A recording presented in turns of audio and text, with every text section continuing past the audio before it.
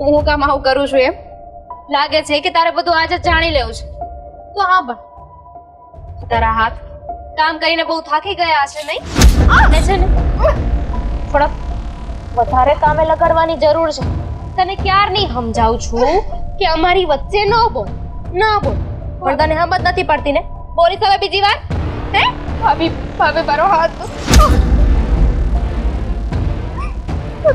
એટલો મેથી પાક બરાબર છે કે વધારે જોઈશી? આ પીલુડા છે ને મારી સામે નો પાડ.